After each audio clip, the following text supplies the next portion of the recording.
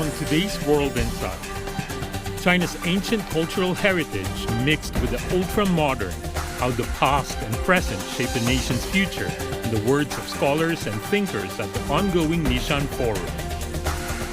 The panelists are Kulmatova Durdona Ravshanovna, who's the director of the Silk Road Art Gallery in Samarkand. Baimatova Munira Abduvalevna, who's an associate professor of global studies at the Department of the Silk Road of the International University of Tourism and Cultural Heritage. Carlos Moraes Jose, who's the director of Hoje Macau, or Macau Today. Debra Kayembe, who's an academician at the Royal Society of Arts of Britain and a former chair of the University Board and 54 rector of the University of Edinburgh. Tian Chanshan, who's an honorary advisor of the International Confucian Association. I would like everyone to have 1 minute and 1 minute only. Set a good example, Deborah. To tell us what is your link to such an ancient figure such as Confucius and his philosophies today. For me, Confucius is the humanist that I have discovered over the years, maybe the last 20 years or so. And there's something about him talking about interaction between culture and identity. You know, there's this experience I've had in the UK, being born and raised in Africa and the Congo, and moving to Scotland and grab all the way to the top of the British hierarchy, is that over this journey, I've learned to identify myself to the others, to be respected myself, and to accept what I find in Britain, to give the respect. For me, this is about respect, tolerance, and dignity. Our university is just located next to Confucius Square in Samarkand. And well, for me, Confucius is respect in family, respect to elders. So I think it's main thing, and love for family also, which can be connected to tradition in Uzbekistan. I voyaged to Macau from Lisbon, and I live in Macau for more than 30 years now. And with my relationship with the Chinese people, I very quickly understand that Confucianism was the basis, the structural basis of these people's moral and behavior. And then I immediately also understood that not only in China, but also in Japan, in Vietnam, in Korea, Confucius has a great role. Is maybe the most important thinker that influences more people in the world, in quantity. So I decided that if I want to understand these people that surrounds me, where I live, I must study Confucianism. So I started to study Confucianism, and I know that not in my language, Confucius is not really translated. It was actually, the Portuguese were the first to translate Chinese thinking in the 16th century, the priests, the Jesuit priests, but then we have a gap, and our sinology is a little bit weak. So I decided that I should contribute a little bit to the Portuguese sinology, and so I created a publishing house that dedicates itself mainly to the translation of Chinese show us your work to Portuguese. Yes, seeing is believing. I have here the Wow. 4 books. 哇，我觉得我们应该给他 From 点 the 掌 Song 声。 Dynasty that were. And we also publish the only Portuguese language magazine totally dedicated to Chinese culture. It's called in Congratulations. Chinese Chongdao, All in right. Portuguese Via do Meio. Okay. I studied in the United States, in Hawaii. I stayed there for 20 years. I realized there are a lot of misunderstandings, misinterpretations between Chinese and the Western languages. And of course, because of that, we have misunderstandings of our cultures. If you want to interpret the differences, you have to look into the traditional thought. And Confucianism is the main body of Chinese thought and culture. You got to get in there. I think the Confucian philosophy is, for me, is about gaining knowledge, about the education, about the development and finding inner calm, and for sure practice all your knowledge. And maybe I follow this idea as a designer of architectural sphere and also as a protection of cultural heritage, and now I became as a curator. And it means that the practice and the following and gaining new knowledge is really important. This is my reflection of what is Confucian for me is. Having said that, though, let's go back to the earlier question that we asked at the very beginning of our conversation, which is, why is a man more than 2,000 years ago still relevant today? And also his theories today. Confucius, of course, as you know, was born at a time when there was an enormous amount of wars and conflicts in China, inner wars. The small states against one another, and that continued even after his death. During his lifetime, he was not the favorite of any rulers, quote unquote, and he spent a lot of his time running around trying to promote his philosophy and thoughts and spread the virtues as he sees it. So why is it relevant? Carlos, I go to you. After all, you got decades of study over there. Well, one thing is, we must say immediately, is relevant because in the world stage, because China is relevant now. So it will become more and more relevant as China becomes more and more relevant, because it's the basis of the Chinese culture.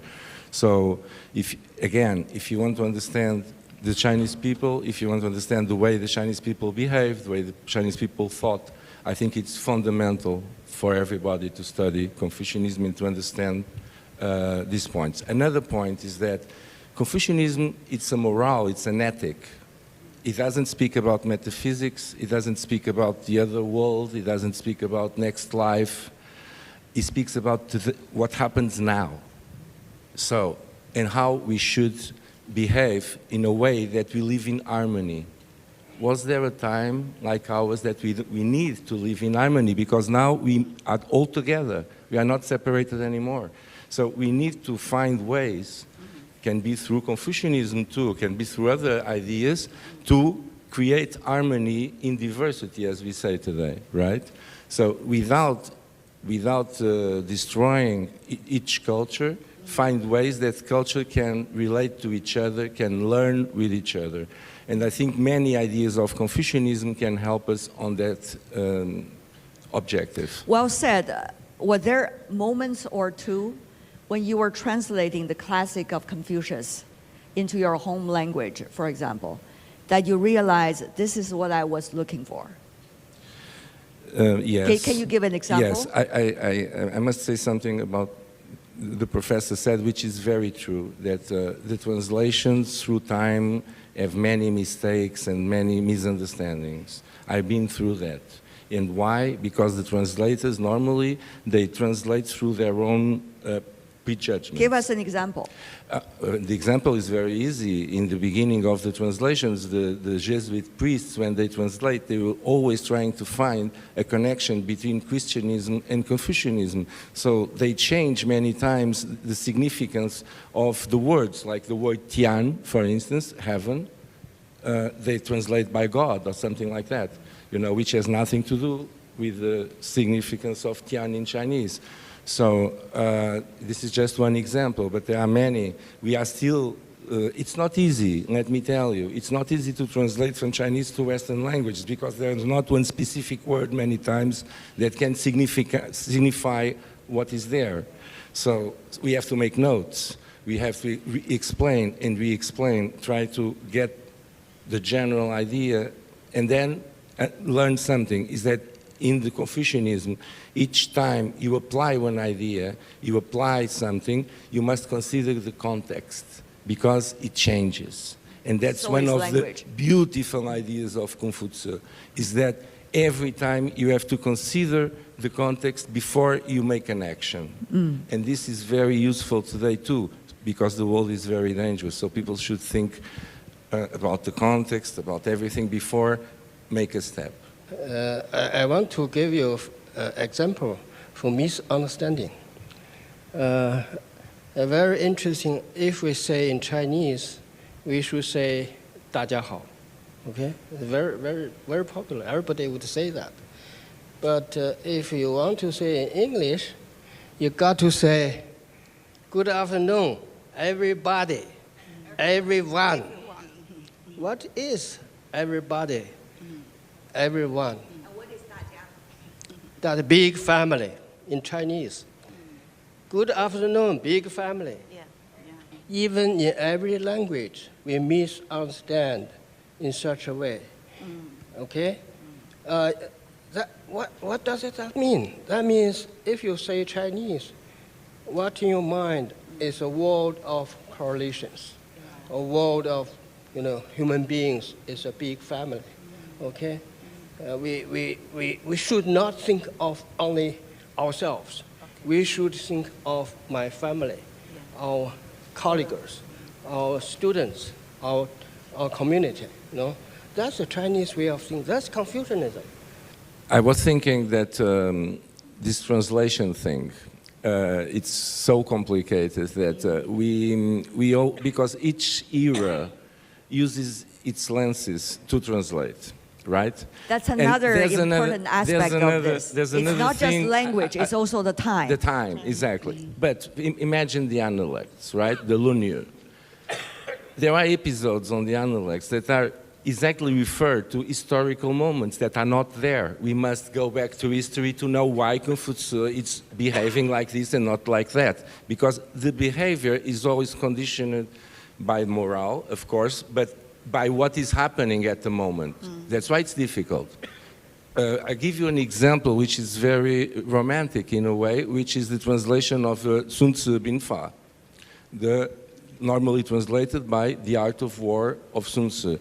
Well, all Chinese know that Fa doesn't mean art. It means law or principle, something like that. So this translation was this romanticism of China that Europeans decided to achieve. Like, oh, it's more romantic if we put the art of war. But it's not what it's there. It's the principles of war, all the laws of war, being Fa, right? So always through time, we must correct our translations. They are never definitive. And when we are talking about Confucius theory nowadays, we were talking about translations. Yes, Carlos, you said it's very difficult. Well, I think we should also talk about interpretation. You see, yes, it's a different terminology when you talk about translation, when you are just giving word, yes, and interpretation. So if you are just a translator, you take the word, as Professor Tian also said, yes, and just translate it without the deep thoughts or deep philosophy which was there in the word. And also I liked it so much, I'm going to go to university and to say every morning to my students, hello, big family. I think it's great.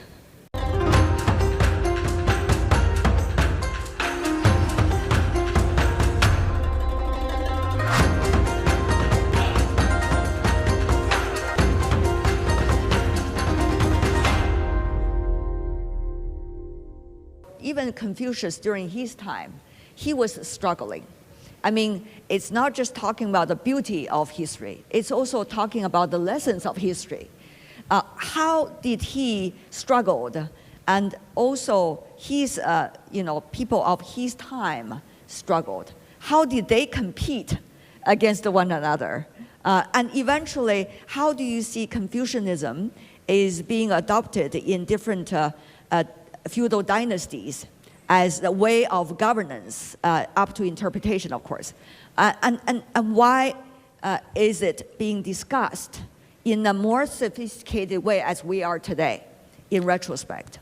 Well, there is a big paradox in history, is that these periods where there is competition between kingdoms in China and in Greece between city-states, or in Italy during the Renaissance between the cities also. It's the most productive periods for the mind. When great thinkers appear, great art appears. I don't know why. I also find you can talk about competition, you can talk whatever, but I don't think there's a definite answer. But this is true. This is what happened. Greece changed at that time, China changed at that time, and Europe changed during the Renaissance time. When everything is unified, sometimes nothing happens, you know. That's why today we must not want a mono world, a global world that everywhere is the same. We should not want this. We should enrich each civilization and give it its importance, and especially to pick up from each one what today can be used and can be useful to one another. So this is the point. If we're going to spread one civilization hegemonically through the world, we will be a very boring world. A world made of McDonald's and Starbucks everywhere. Today is a little bit like this. The example is the airports. Any airport you go, you have the same shops. Oh, boring. Really. You go anywhere, you go to the airport, the same brands, the same shops, the same thing. It's really boring. I mean, sometimes I try to find, isn't there a local shop here that I can find some local products? Oh, yes, we have these, with the stupid souvenirs. Not really something from the country, not really something like these dresses or something like that, you know, that are... and it's very difficult, too, to find real culture. Right. Books are disappearing. People are not interested in books so much as they were before. I don't say they're going to disappear, but so the real culture is in danger now, being substituted by 30% of what it was, because that's what it is in the internet. Yeah. I guess that's a topic that Donna is facing every day when you are selecting the art, when you are curating shows, in order to be different, unique, but at the same time be able to address some of the universal values as well. Yeah, by choosing the topic of the exhibitions, what we are doing, so we make more focus on cultural diversity and intercultural dialogue as well, for being a peace among the people, and also making an attention of an education.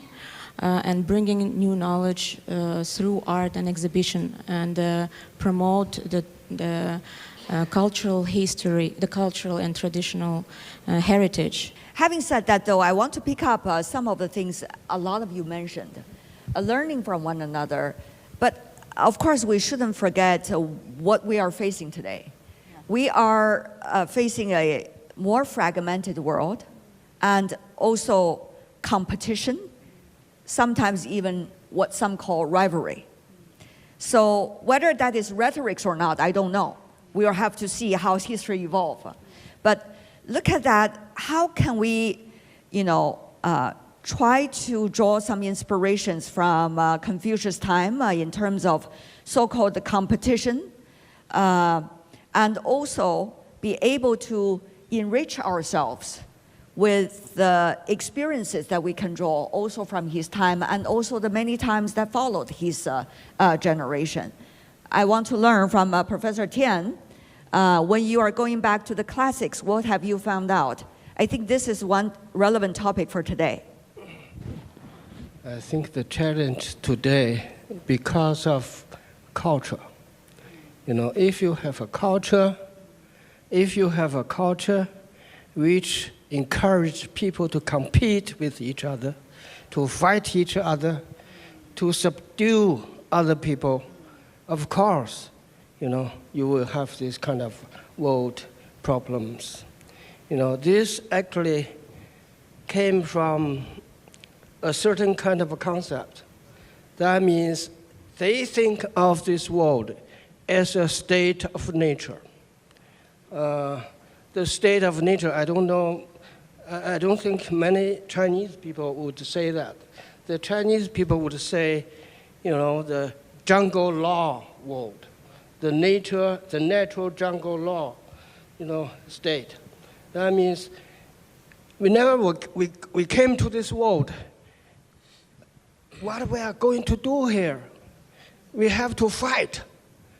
we have to fight from the birth. You know, even some modern economists would tell us, you are fighting in your mom's womb, you know, even before you were born. Okay, this kind of a theory, this kind of philosophy, is a nonsense. Okay, all the world is encouraged of this kind of economic theory.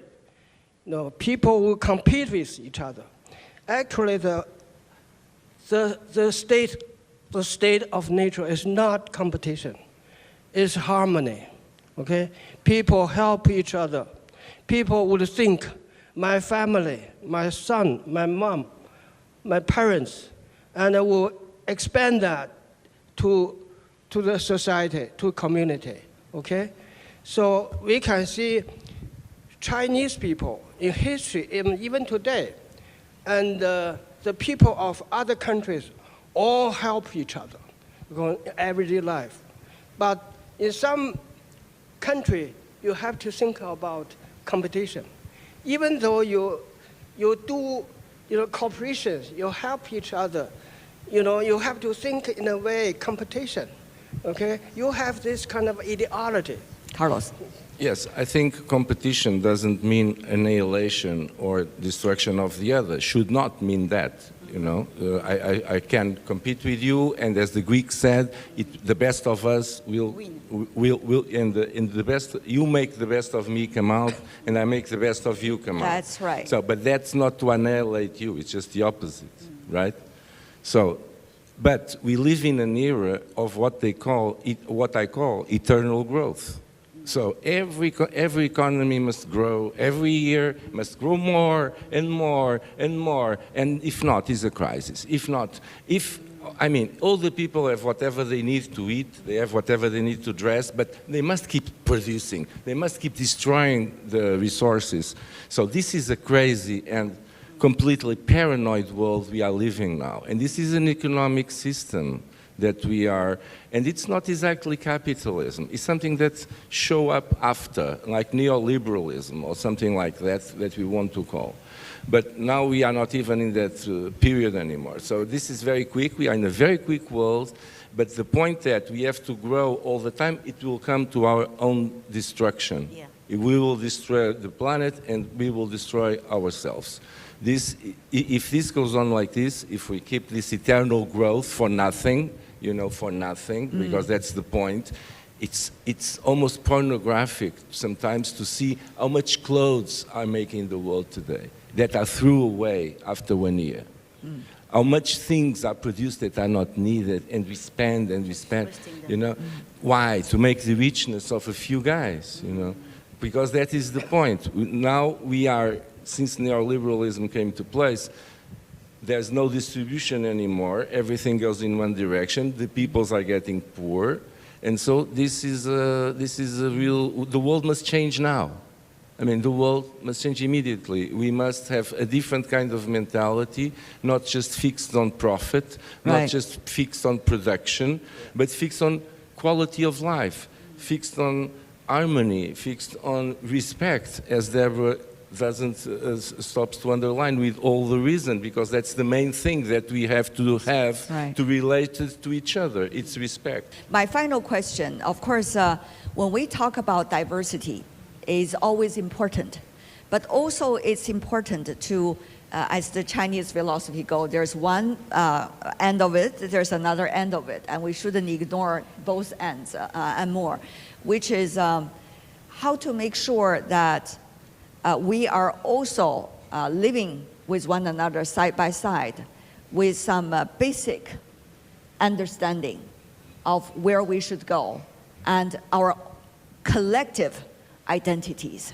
That's another thing. I'm not sure whether it's a collection of wealth is the best collective identity, but if not, what can be that collective identity that we all could articulate from now on? I think that's maybe another relevant question. Just to give you reference, Political leaders, they have their suggestions. For example, the Chinese leader talking about the Global Development Initiative, Global Civilization Initiative, and the list goes on. Well, we also see different suggestions and ideas coming from other countries and cultures and philosophies. So fundamentally, what do you think they can bring us together? In Uzbekistan, for many years, you know, especially Samarkand and Uzbekistan, this territory was the heart of Silk Road, we can say, yes. When you look at it on the map, you can see a crossroads of different cultures. We have more than 130 nationalities living together in one country. So children from childhood, they are talking minimum 2 languages. And you can also see some different families when you have different nationalities in the So family. your home country is a great example, you can Yes. say. Okay. And from my side, I can say that so we are a really young art gallery. We started our work in 2023, and now our team consists of people from different countries, at least 5 countries. There is Uzbeks, Ukrainians, Russian, Malaysian, Indonesians. So we are all work together in one team, and so bringing the idea of cultural diversity. So that's why we are open as an art cluster, open for everyone from different cultures. Deborah.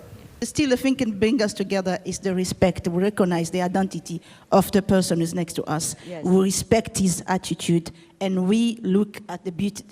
We work in a way that I find the beauty on him, he finds the beauty on me, and we make the better world. That's Yeah. how I say. Professor Tian.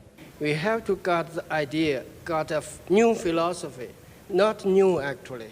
It's in every tradition, the kind of idea people live as a family, not live as fighting individuals. Okay? All right. Thank you very much. Last but not least, Carlos. Well, to be honest, I think that what brings us together is what is universal. And what is universal nowadays is technology, is the internet. That's what is bringing us really together without our will, even. So second thing that must happen is what Deborah say, respect. Because we will be together. Believe it or not, want it or not, we will be together. So respect comes after this, because the need comes from technology, comes from the globalization, comes from the fact that the planet is small now. It's not a big planet now. So we will meet each other. We will or fight or be friends or create an harmonic relationship. And to create that harmonic relationship, we must have respect. It's such a pleasure to see all of you, even though sometimes we struggle a little bit with languages. I wish I could speak your hometown language, all of yours, but I'm limited in language. So both in Chinese and also in English, I want to thank you. 谢谢. Thank you. Appreciate it. And thank you everybody for being with us.